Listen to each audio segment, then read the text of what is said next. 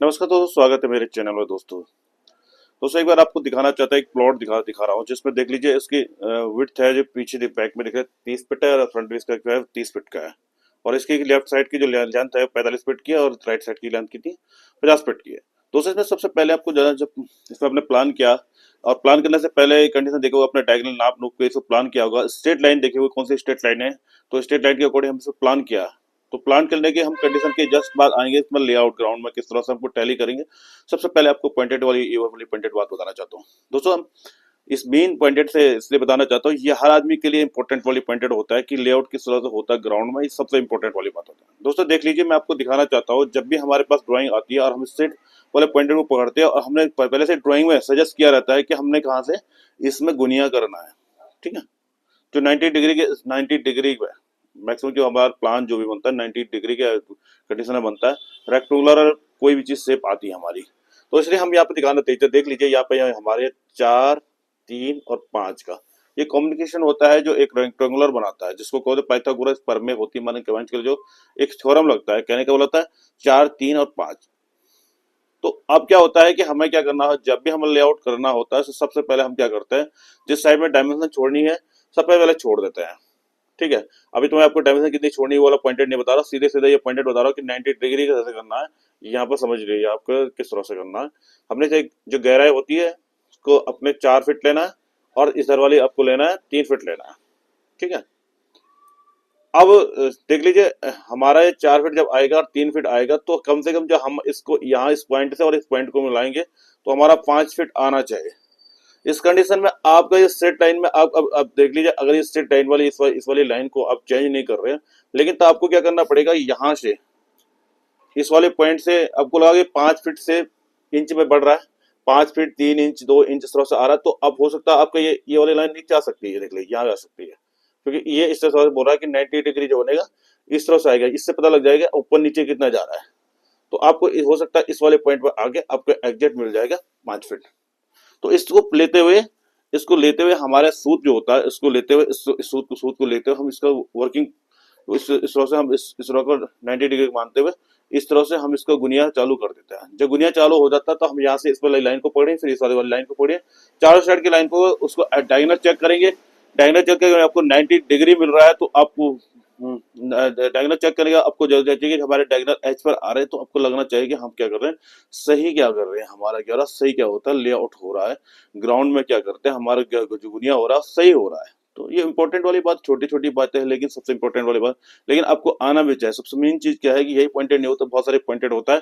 Column की condition है कहाँ पर है, कहाँ पे किस बीम किस तरह से कॉलम जाएंगे, तो ये पॉइंटेड भी आपको बहुत इंपॉर्टेंट रखता है कि आपको लेआउट पढ़ना आना चाहिए।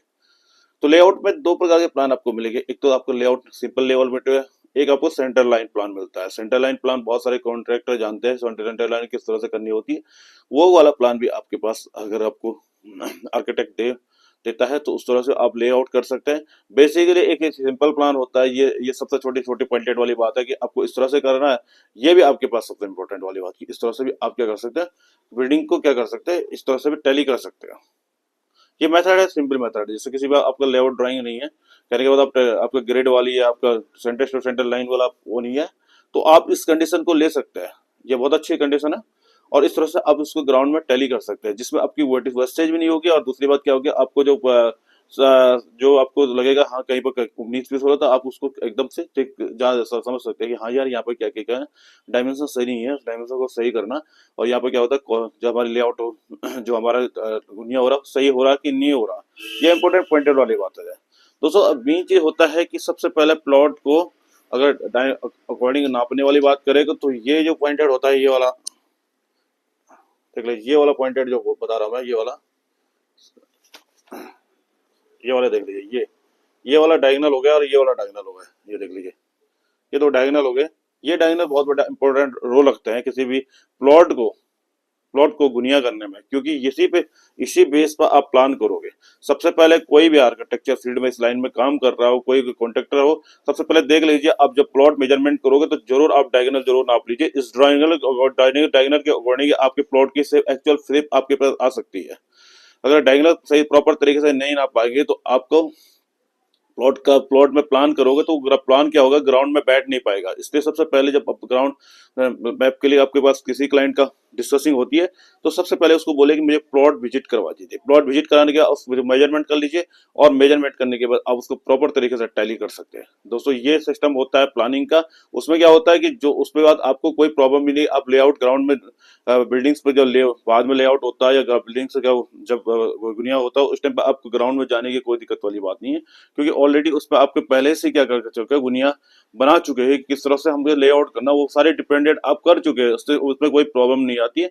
ये बेसिकली बहुत इंपॉर्टेंट वाली बात है, एक आर्किटेक्चर पॉइंटेड की बात है सभी को। इसके बाद अगर किसी को दूर का विजिट करना तो क्लाइंट को आप बोल सकते हैं कि प्लॉट का मेजरमेंट मुझे इस तरह से दीजिए, और अच्छी तरह से इस पर प्लानिंग होती है और बहुत बढ़िया प्लान निकल के आता है। जहां जहां भी आपका ट्रायंगल कंडीशन में होता है वहां पर भी आप बिल्डिंग्स को सही तरह से मैनेज करके अच्छी तरह से गुनिया बनाते हुए अच्छी तरह से बिल्डिंग को शेप दे सकते हैं। ये पॉइंटेड छोटी छोटी रहता है। और देख लीजिए प्लॉट से डिस्कसिंग पॉइंटेड बहुत सारी चीजें होती है जो मैं बताता रहता हूँ।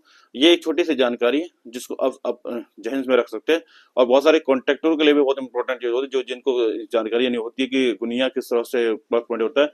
ये फीट इंचेज में होता है, आप मीटर भी से ले सकते हैं, 4 मीटर, 3 मीटर और 5 मीटर के उसमें आपको लंबे स्पान का लेआउट मिल जाता है। तो बहुत सारे डिस्कसिंग पॉइंट आप कर लीजिए दोस्तों। इस तरह से आपको बता रहा हूँ, वही वही हो जाए। धन्यवाद दोस्तों।